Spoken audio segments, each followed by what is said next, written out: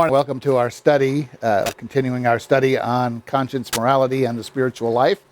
Lessons 33 and 34 today. 33 the first hour, 34 the second hour, if we survive that long and get to it. We're going to transition today from our dysfunctional strategies of the happiness attainment motivators into the study of the moral and immoral strategies of the happiness attainment motivators of the human nature. And in order to do that, we're going to review the Enneagram types that we've covered in the past so that we can develop from that some additional insights into the entire process. So we'll begin with a moment of silent prayer. If you need it, you may use this time to confess any known sins and utilize 1 John 1:9. If we confess our sins, he is faithful and just to forgive us our sins and to cleanse us from all unrighteousness. So please pray with me if you need to.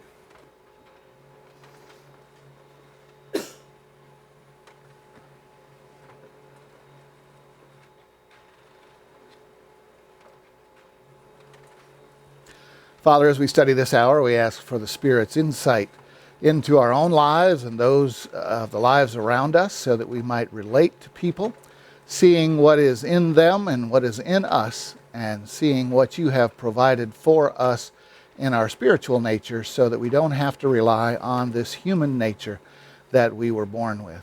We thank you for our time together. We pray for those who are meeting together throughout the world, those especially who do not have the luxury of freedom and peace to meet in, and those who are facing persecution and death because of their faith in you. We ask for their safety, their momentum, and their spiritual growth process because of their persecution. And we thank you for them, for us, and for our opportunity to study. All in Jesus' name, amen.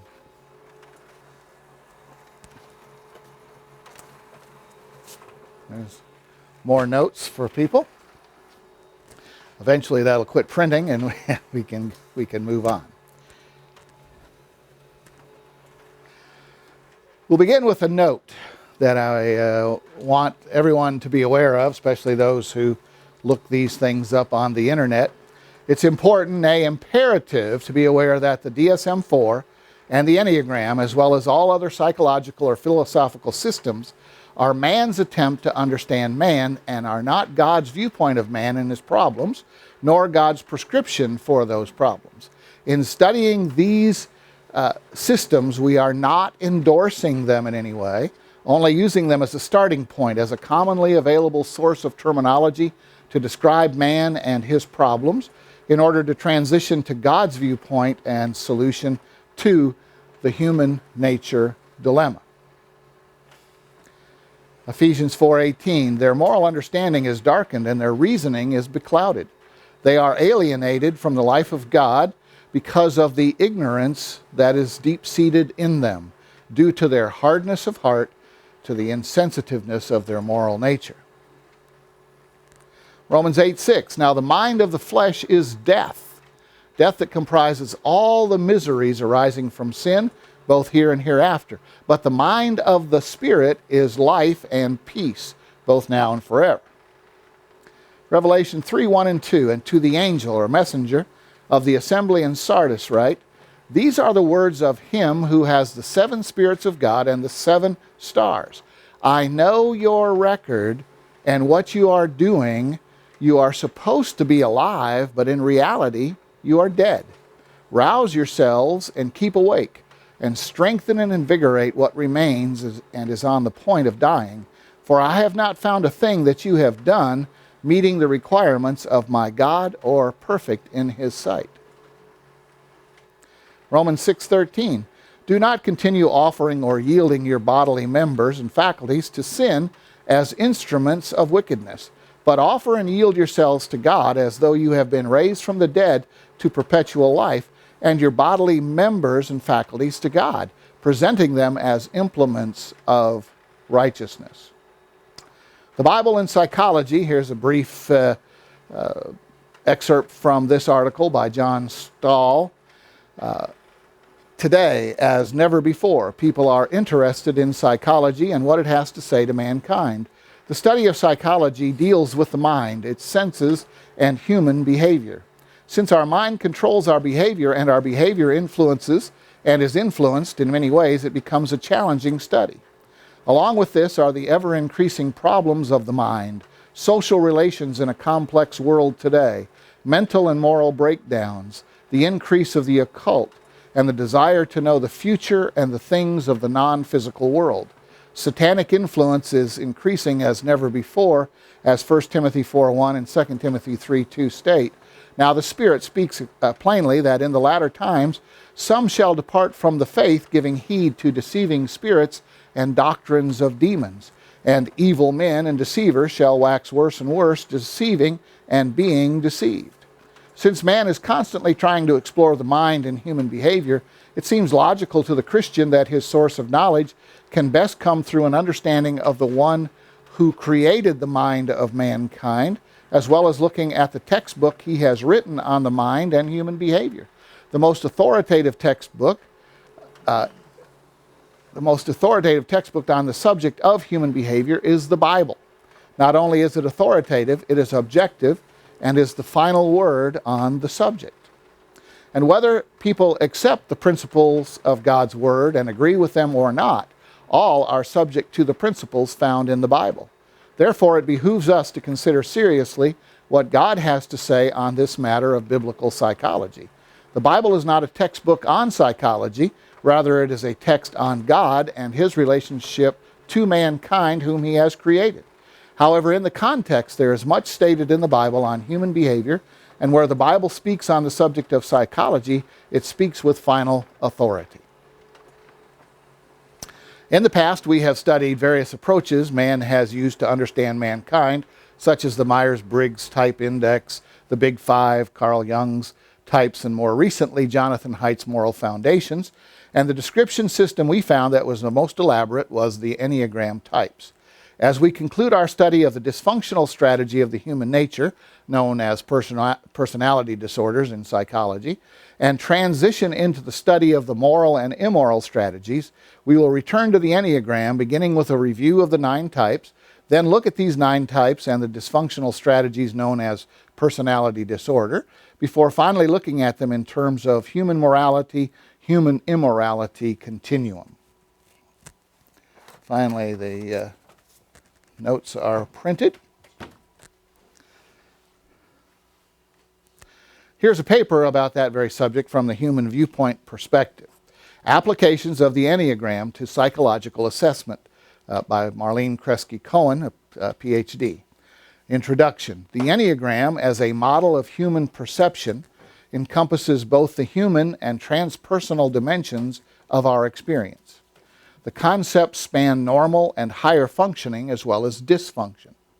The core issues of the types integrate with our traditional system of categorizing patterns of persistent personal dysfunction, for which we commonly and professionally use the term personality disorder. Now, wasn't that nice of her to talk about dysfunction and personality disorder and use the same terminology that I've been using?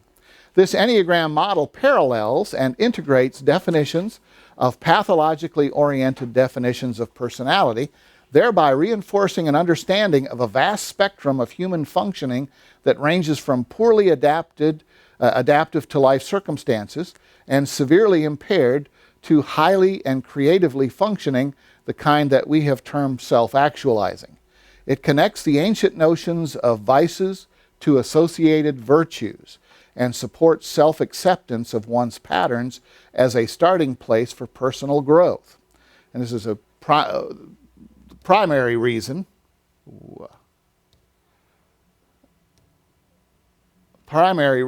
that I have chosen the Enneagram as a baseline for our studies is because it connects the ancient notions of vices with associated virtues. Because, of course, our whole concept of our study is that there is a balance between the two, morality and immorality, in each of the happiness attainment motivators of our human nature. and the Enneagram is the one that I have found that best categorizes, catalogs those things so that we can use them. And we could jump right into using them, but I think it's important that we review the Enneagram types so that we can see a composite picture of them rather than just this continuum of vices and virtues, morals and moral and immoral behaviors. The DSM and the Enneagram, she goes on to discuss. The Diagnostic and Statistical Manual of Mental Disorders, the DSM, in all of its revisions, focuses on human impairment as a function of perception, thoughts, feelings, and behaviors. Description of dysfunction is the purpose of the text. The features consistently emphasized in describing personality disorders are that they are deeply ingrained and have an inflexible nature, are maladaptive to life situations, especially in interpersonal contexts, and are relatively stable over time. Such patterns significantly impair a person's ability to function socially and occupationally and cause distress to those who are close to the person. The concept of enduring patterns of perceiving, thinking, feeling, and behaving that remain consistent through the majority of social situations also characterizes the Enneagram model. However, in personality disorders, patterns not only result in social and occupational dysfunction, but they are egocentric. An individual is not distressed by his or her behavior. It is others who interact with the individual that feel the impact of the maladaptive behaviors. In higher functioning individuals, subjective distress develops as one becomes aware of the sense of limitation created by those inflexible patterns. The Enneagram system differs here from the DSM in that in the DSM, the individual is really not aware of what is going on. In the Enneagram system, it's designed so that higher functioning people are aware of it and can utilize that information. The beginning of self-awareness of patterns and their limitations are the linchpins that connect the Enneagram types to the DSM categories. The Enneagram, like the DSM, is a categorical classification that divides personality characteristics into types based on criteria sets with defining features. This naming of categories is the traditional method of organizing and transmitting information in everyday life and has been the fundamental approach used in all systems of medical diagnosis.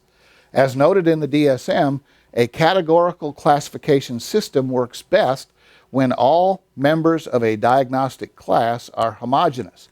There are clear boundaries between classes, and the different classes are mutually exclusive. However, authors of the DSM-4 make no assumptions that each category of personality or other mental disorder is a completely discrete entity with absolute boundaries dividing it from other mental disorders or from no mental disorder. There is also no assumption that all individuals described as having the same mental disorder are alike in all important ways. The clinician using the DSM-4 should therefore consider that individuals sharing a diagnosis are likely to be heterogeneous, even in regard to the defining features of the diagnosis. This outlook allows greater flexibility in the use of the DSM, encourages more attention to boundary cases, and emphasizes the need to capture additional clinical information that goes beyond diagnosis.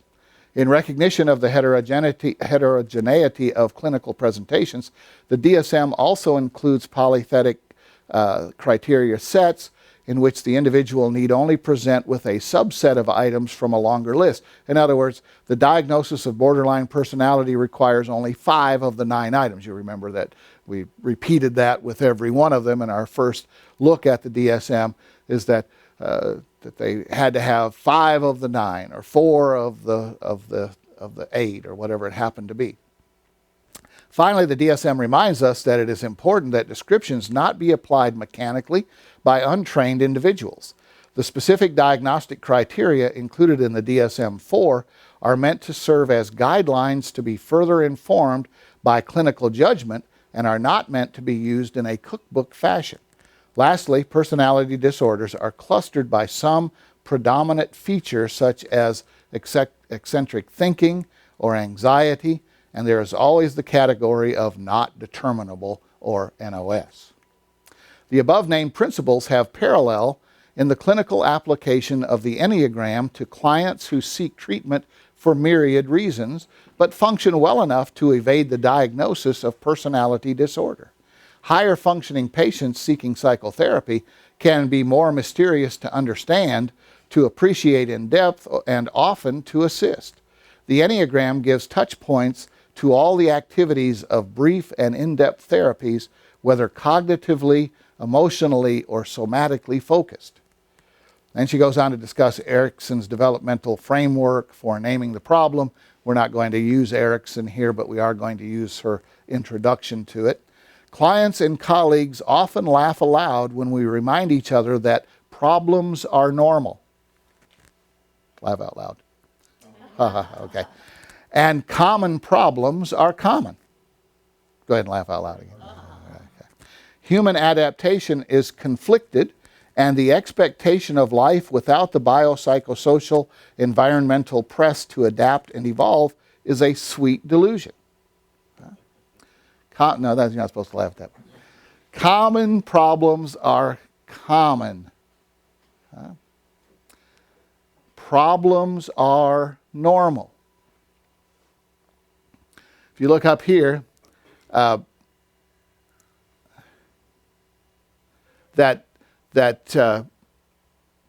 people who function well enough to evade the diagnosis of personality disorder. See, that's us. Well, some of us. Some of us don't evade that diagnosis of personality disorder. But those who function high enough are not quite there. As you saw as we went through the DSM descriptions for all of the different diagnoses, you had one or two of these and one or two of those and two or three of these and two or three of those, but you didn't have a majority of them, and they weren't fixed and inflexible in your lives. You notice them at times. At times you act that way, and at other times you don't. Well, that's the difference between a normal person and an abnormal person, or a person who is dysfunctional, impaired, who has a personality disorder. So it's a continuum from this point to that point, and we would call this point normal and this point dysfunctional, or diagnostically impaired. Okay, that they have enough of the problems to be diagnosed with that particular problem, whatever it happened to be: borderline personality, dependent personality, avoidant personality, whatever it happens to be. Well, for the rest of us, we fall somewhere in that progression, in that continuum.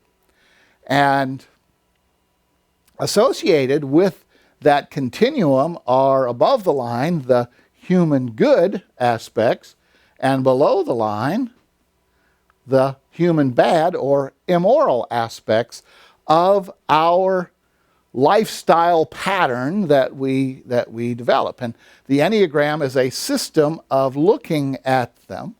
We're going to use that as our starting point because no one has biblically pulled it out yet. So we're going to use it in my attempt to pull it out.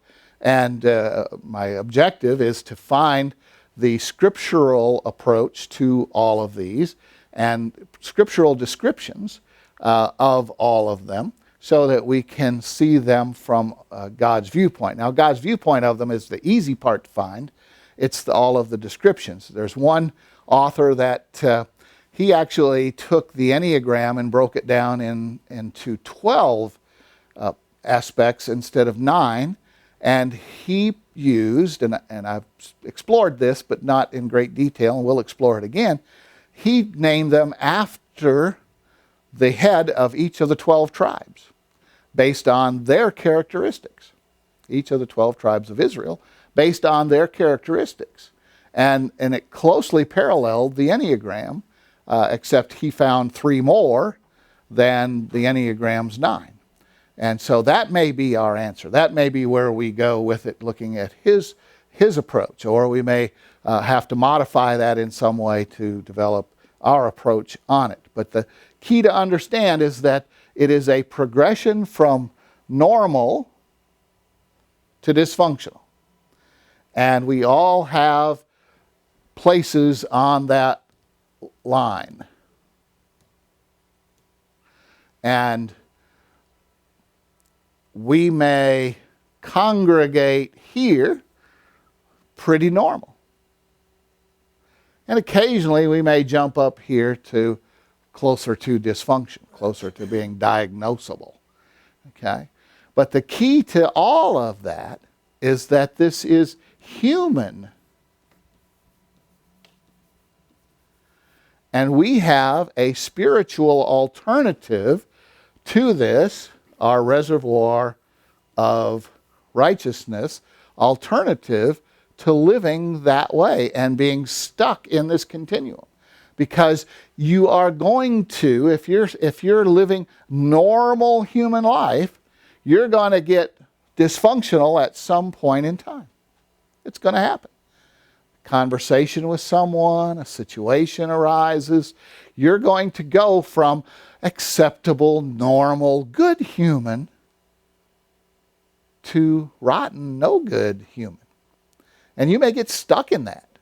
Your situation may be so bad, circumstances may be so bad that you go from clustering at the near the normal end to clustering down here at the abnormal end. And then life is not fun. Life is not fun, even for humans. I mean, humans are relatively happy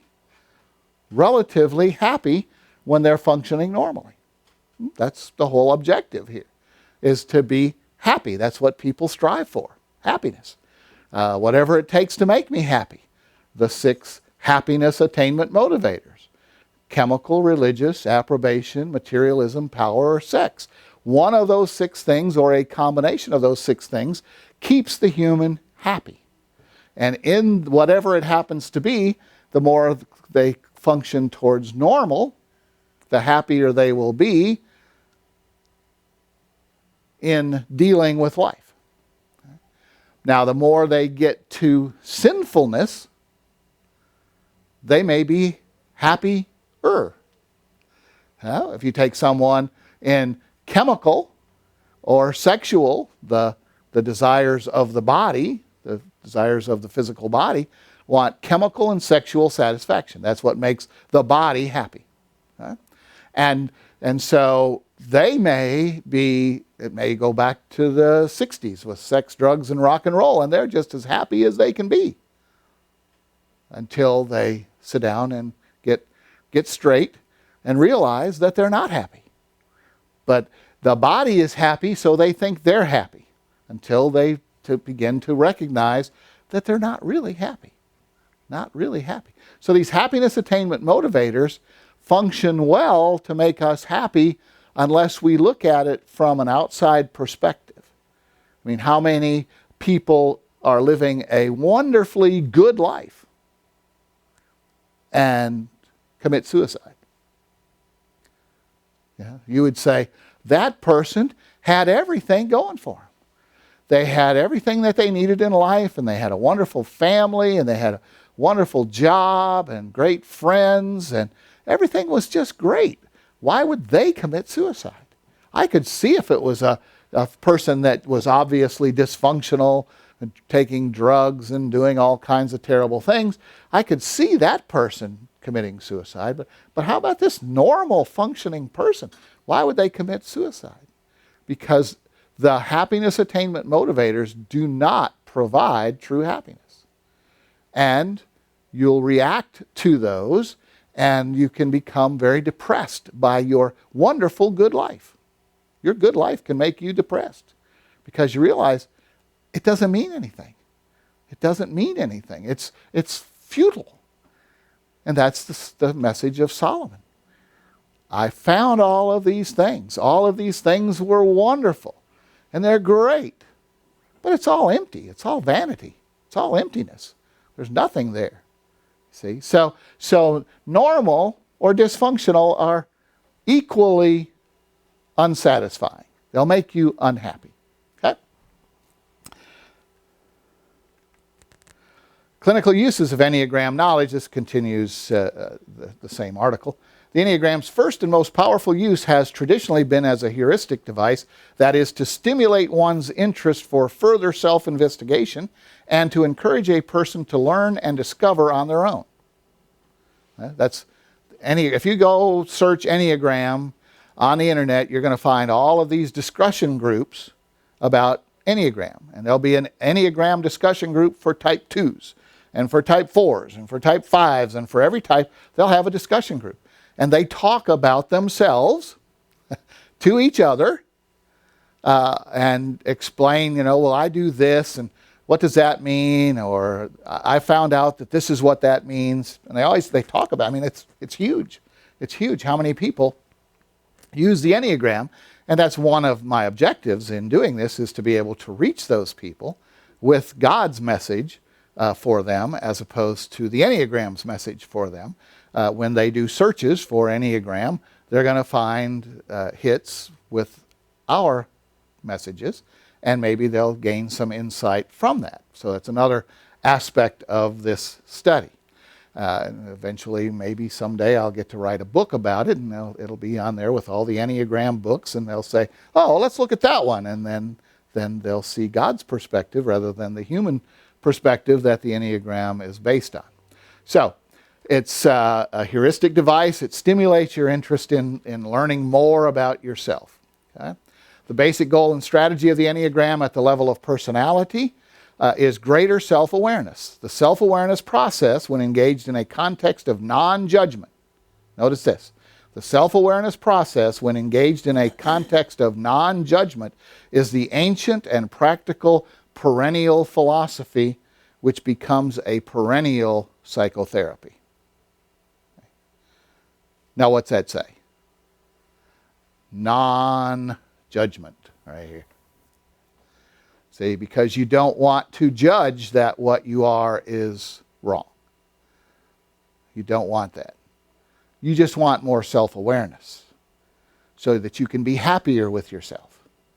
You don't want the recognition that you're wrong, that you are lost, that you have no eternal future, that you have no immediate future of happiness. These people are just happy as a lark that they know what they are and how great it has been in liberating them, but soon they've got a problem and they're not happy anymore. It's a cycle that they go through.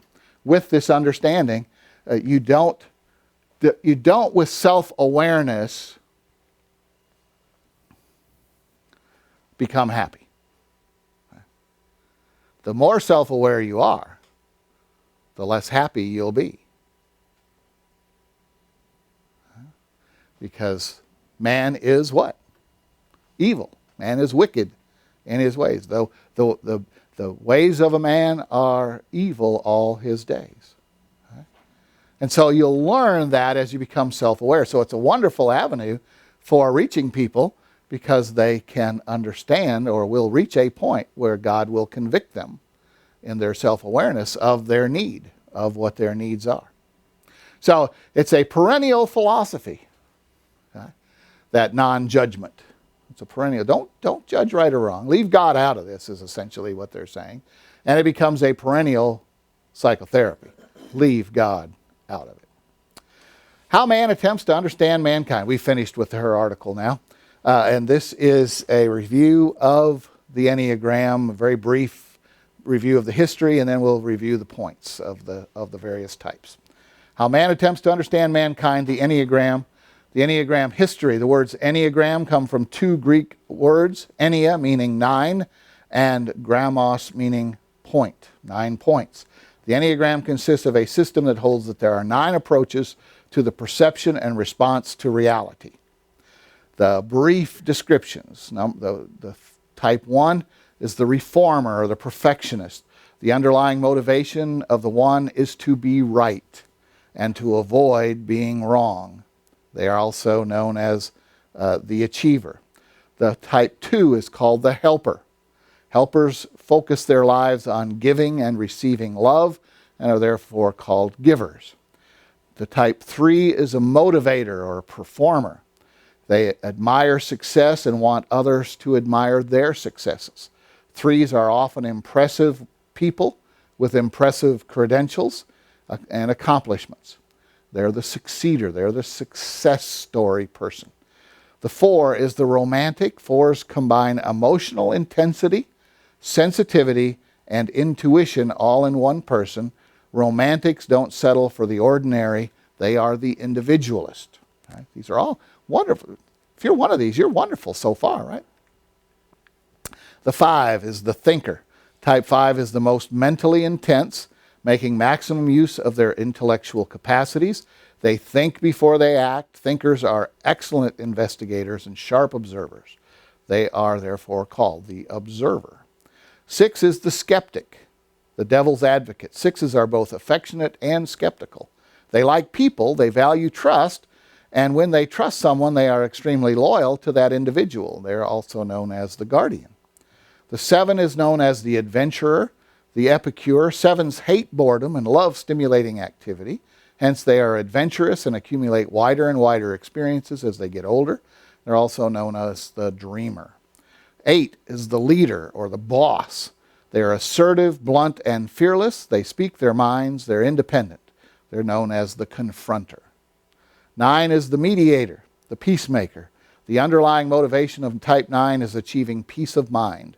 They are problem solvers and impartial judges, essentially a peacemaker or preservationist. Okay?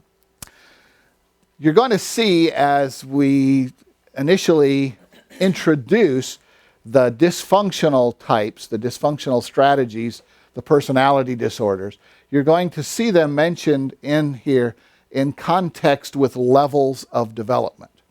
You'll see narcissistic personality disorder may develop at level 6.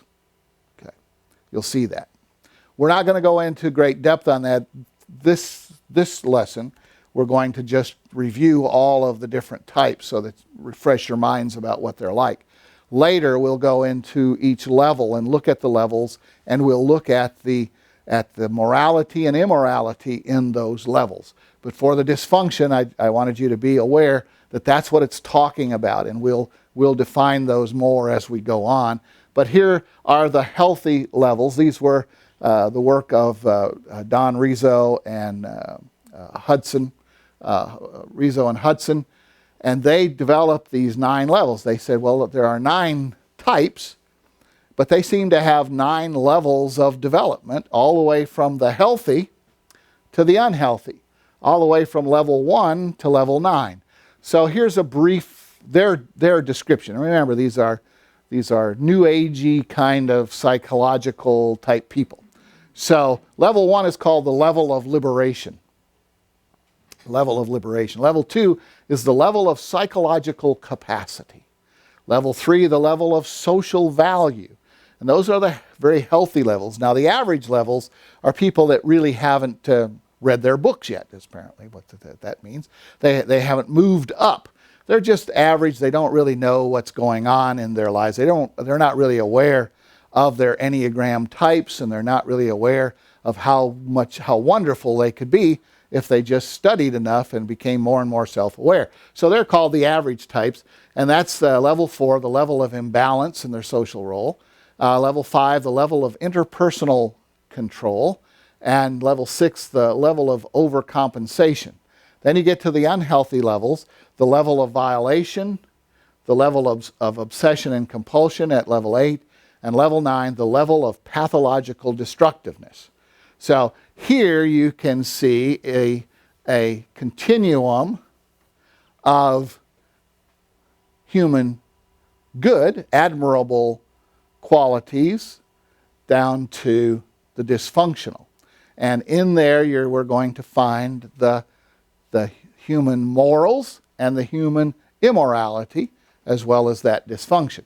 So at these various levels is where you're going to find the dysfunction beginning. Okay? And quite often it happens in the average. The average person has the beginnings of those dysfunctions showing up. And again, we're just going to introduce it today. We're not going to go into it in detail until later. All right, so let's look at the Enneagram descriptors of the type 1, the achiever, an intense, hardworking, focused perfectionist. Style 1 has a chief characteristic of trying to make everything better. In human good, they are morally heroic, making sacrifices for the greater good. I'm sorry, this isn't all, I have added some things in here. Enneagram didn't say in human good. In human good, they are morally heroic, making sacrifices for the greater good, balanced in their judgments, uncompromising in their principles. It doesn't matter if it's not right, you don't do it that way. Even if it doesn't matter at all how things come out, you don't do it that way, uncompromising in our principles. Okay? They are concerned about what is right in morals, sometimes in aesthetics, and sometimes in other things like literary or movie criticism, or even manners. A really good type 1 doesn't really care for movies because they really aren't real. Okay? Because there's, nobody would do that. Nobody would run into a house that they just saw a monster in, right? So this movie's crazy. Doesn't make any sense. I'm not watching it. That's the kind of approach. I can give you a lot of examples of one. Okay. Huh? I've read about it. Okay. They are objective in the judgments and utterly clear about what is right and wrong. The personality disorder tendency for type 1 is obsessive compulsive personality disorder may begin at level 6. Okay. At level 6. So the level of overcompensation here. That's when those kind of people start to go bad, okay? All right. Obsessive compulsive personality disorder may begin at level 6. The 1 tends to moralize, and they can get picky about little rules, and they always go by the book regardless of consequences or circumstances. They develop either-or thinking and pay little attention to anyone else's needs. They seek perfection internally and externally. They see imperfections and try to right them. They hold in anger, becoming tense. A chief characteristic of the 1 fixation is being judgmental. People don't realize that the 1 is more judgmental of themselves than others. They tend to be self-righteous and have an idealistic view of what it means to be perfect. 1s feel a lot of anger, whether it's anger at themselves, others, or the world. It's not being done right by the world, it's not being done right by someone else, and it's certainly not being done right by the 1. And so they're angry about it and tense. They see this as an imperfection in themselves and are constantly trying to keep it in check. Sometimes it seeps out as resentment, complaining, or making snide remarks. They can also have a sarcastic sense of humor. Being right. The 1 fixation tries to avoid being wrong. Even when they are wrong, they will try to convince others that it was either not their fault or that they are really right, even though it's obvious they are wrong. The talking style of the 1 is long-winded and preaching. The worldview. They can be optimists in that they truly do believe in perfection. There can be a utopian world is the worldview for the 1. You can fix everything. You can fix everything and everything can be right. The coping mechanism. 1s have a unique way of diverting unwanted urges into more acceptable behaviors. In defense mechanism terms, this is referred to as reaction formation.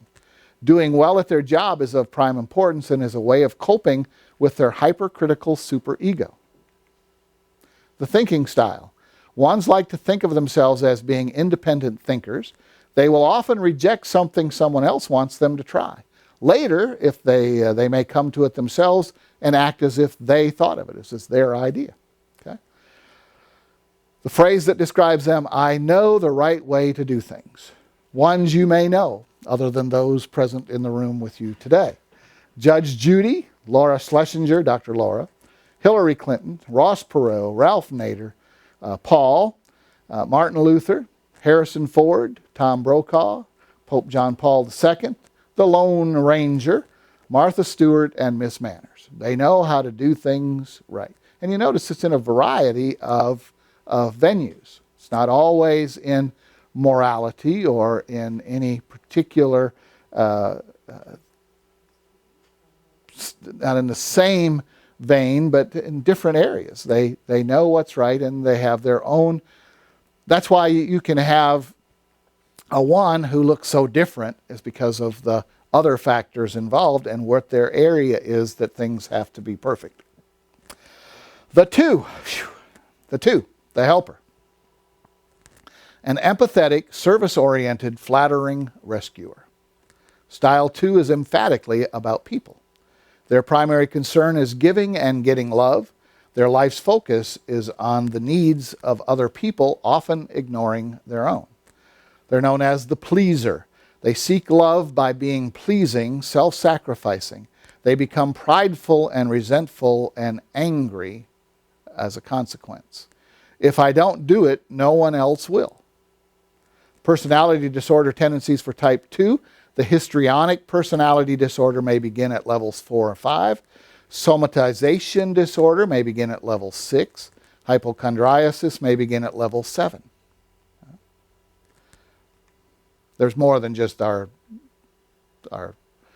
basic personality disorders here in these references. So, but we'll look them up. I mean, we'll cover them later.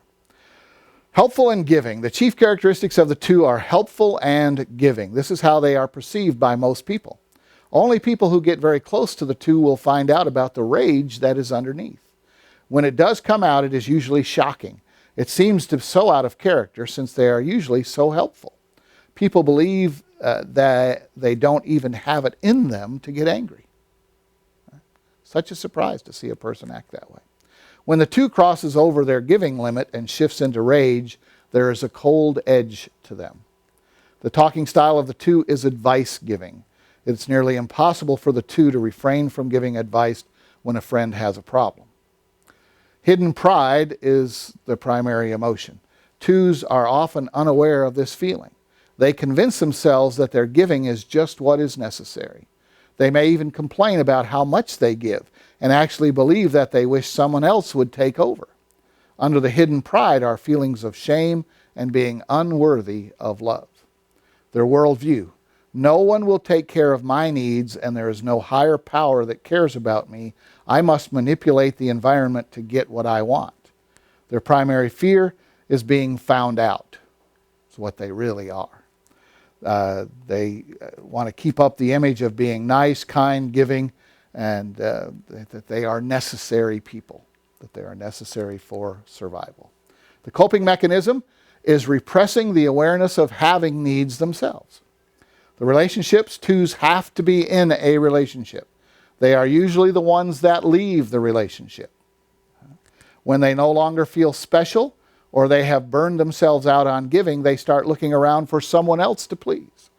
When you figure a two out, they look for somebody else because they don't want to be found out. They do not want to be found out. In human good, they are altruistic, giving without counting the cost. They have an advanced ability to know what people they love need and spend a great deal of effort and energy to meet those needs. The model of Christian sainthood is implicitly a healthy two. They do whatever they do in the name of love. They are the helpers of the world and believe that all people are brothers and sisters. As they get less healthy, they do less noble things still in the name of love. They give, but the gift is an investment their loved ones better return or else. They become possessive and codependent. Instead of being a behind-the-scenes helper, they can become pushy and demanding. Ultimately, they can become stalkers. Stage mothers and people who flock around powerful people to live vicariously through them are often unhealthy twos. Twos you may know: Nancy Reagan, Monica Lewinsky, Leona Helmsley, Barbara Bush, Alan Alda, John Travolta, Madonna, and Mr. Rogers. The three. The three is the succeeder, the success story in whatever culture they're found in. They're an image-oriented, accomplished, efficient performer. Threes have their eyes on the goal. These are people who love success and inwardly fear failure. They do whatever it takes to succeed. Healthy threes are hardworking, ambitious, highly successful, charismatic, fast learners, efficient, productive, and they make the business world go round. The personality disorder tendency for the three: narcissistic personality disorder, may begin at level 6. They will do whatever they are asked. Their work is exemplary, often extraordinary, and they are usually found on the fast track and in high places. They set and meet goals with a flourish, and they energize any group or staff. If they become unhealthy, they slip from being a success to just appearing to be successful. This may entail some cutting of corners, viewing failures merely as learning experiences, telling the story with a few adjustments. Threes may take credit for others' work, hog the spotlight, and over-identify with their roles. They may also see themselves as an efficient machine and take little time for emotional and spiritual realities. The primary emotion is deceit, the process of hiding all emotion except what is needed to be successful in each situation. The three will fabricate emotion when it's needed. The chief characteristic of the three is efficiency. They keep active and productive to avoid feeling any emotions. Emotions are just sticky impediments to success. Their need for success overrides all else because that is how they feel lovable, valuable, and worthy. The talking style: sharp, abrasive, brittle. They love to talk about their accomplishments and successes. They seem to be selling themselves all the time. This is what I've done. This is what I've accomplished, whatever it happens to be. And that will move around. It'll go from business accomplishments to personal accomplishments to group accomplishments that they're responsible for. You know, I led the fight for such and such and such and such in 1979, and ever since then things have just been so great. The primary fear. Three's primary fear is not being worthy of being loved. This is so terrifying that they cover it with doing. If they stop doing, they lose their whole sense of self and become terrified. I have to do this. I have to do this. This is their thinking process, that I have to do this in order, well, of course they won't say in order to, but that's the reason that they have to do it. They have to do it in order to have that sense of self-worth, that they're worthy of love and of people's respect. The coping mechanism.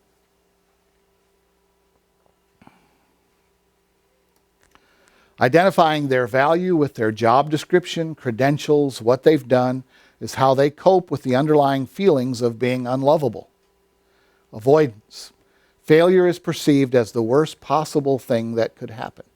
Even when a loved one has difficulty, they may see this as getting in the way of their success. They may be more concerned with how it will make them look than how the other person is affected. Should be affected, I guess.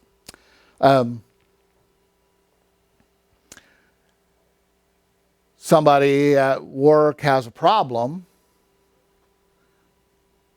The three is more concerned about how it will make them look than about the problem that person at work has.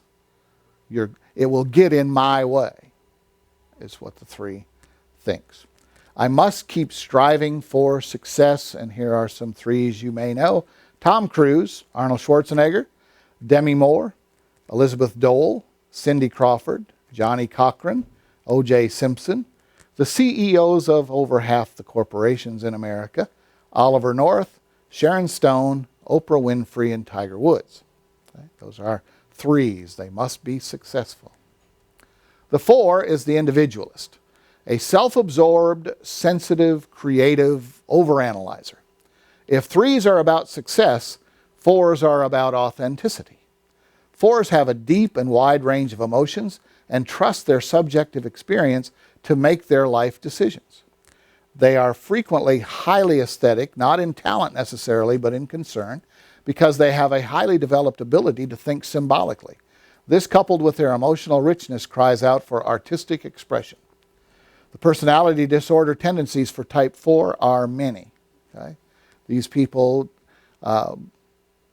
by definition in our society, can slip into personality disorders quite easily because their personality is not one that we highly respect, that we find, that we analyze as being highly efficient and functional. So therefore, society labels the type 4 as potentially having the avoidant personality disorder at level 5, narcissistic personality disorder at level 6, or borderline personality disorder may start at level 7. So they have 3 potential disorders, personality disorders, because of the fact that we define them in non-successful definitions of their personality. You see, the 3 only has narcissistic personality disorder. They don't have several different ones because in our society they're looked upon as successful, the right thing to do. This is how you should function in our society, is as a 1 or a 2 or a 3. So they don't have nearly as many disorders. Now the 2, because of some issues, will develop those personality disorders. All right, 4s make a personal statement in many things they do, from the way they dress to their choice of impressionist paintings. They rather enjoy not being part of the crowd and have a natural sense of aristocracy. They're a little bit above others and they don't really belong. Okay? Taste, they maintain, is not determined by votes. When they are less healthy, their speech becomes lamentation as they claim their uniqueness because of their suffering. They often develop a spirit of entitlement to compensate for a feeling that somehow they are defective. This defect, paradoxically, is the basis for their claim that they deserve love. They make a claim on their friend's love because they have suffered, and this suffering has made them more authentic and therefore more lovable. They are dramatic individualists. They seek acceptance with their unique expression and dramatic story. They hold on to tragedy. Melancholy is the chief characteristic of the 4 fixation. These knowing glances back there throughout the room here, people thinking about people they know who fit these descriptions. This deep, resonant, emotional demeanor flavors their expression. They often exude a feeling of tragedy even when they are quite happy. They can be upbeat, positive, and fun to be around, yet there is always a sadness just below the surface. The primary emotion is sadness. Even when they are angry, their anger seems to be channeled through sadness. They'll get angry and cry rather than get angry and yell. Their appearance. 4s are the best dressed of the Enneagram, even more so than 3s. They take time to pick out their clothes and for women to put on their makeup. The goal is to look natural, like they just threw their clothes on, even when they actually spent hours. They try to look unique but natural. Talking style. The 4 talking style is dramatic and deep with resonant emotion. They love to share their tragic story. You should love me because of all I've been through. I'm unique, I'm special, and life has been unfair to me. Distorted personal belief. There is something tragically wrong with me. No, that's not their distorted personal belief. That is their accurate personal belief. But according to the Enneagram way, that would be a distorted personal belief, because in the Enneagram, you are perfect. You just haven't come out of your cocoon yet. You just have to develop higher. The primary fear is of not belonging, of being an outsider, even though they put forth that kind of an image. that they're an outsider. They don't really belong. And the reason that they do that is because they're afraid that they'll be rejected. So rather than being rejected, they act like they don't want to be a part of that group. They want to be a little bit above them. Okay? The fear of not belonging, of being an outsider, is dreaded. When it comes up, it's devastating. They feel left out and abandoned easily. Avoidance. 4s avoid being ordinary. They have an unusual style of dress and a unique way of presenting themselves. They also want to do something out of the ordinary. What do you want to be when you grow up? They're not going to say a fireman, a policeman. They're going to have something very unusual that they want to be when they grow up. No matter what age you ask them, when they grow up, they want to be that. The coping mechanism, feeling all emotion as if it was theirs. This enables them to perpetuate the drama of emotions. The 4s are the drama queens. My painful, tragic life makes me special.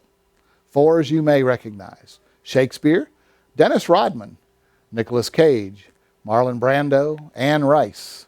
Vampires are depicted as 4s, it says here. Kate Winslet, Vincent van Gogh, Eric Clapton, Michael Jackson, John Malkovich, Thomas Merton, and Alan Watts. So there may be some famous personalities that you come to recognize. We'll take a break now and pick up next hour and look at the 5 and see what the 5 offers. See if any of you get that eye-opening recognition of who you are when we cover the 5. So let's close with a word of prayer, please. Father, we're grateful for this first hour. We're grateful to know that these human approaches to life are our natural tendencies, but that you have given us a greater tendency in our spiritual natures, in that reservoir of righteousness that we have received, that overcomes these tendencies, that we don't have to try to be a healthier human, but that we can be instead a healthy Christian, a healthy spiritual being with your nature, your gifts, your provisions for us in our life. We ask that the Spirit take the things that we have seen in the first 4 types of the Enneagram and show us how we fit into them in various times in our life, so that we can see that they are not our spiritual approach to life, but they are our human approach to life, so that we might choose to get rid of them and choose your way. We thank you for this time together in Jesus'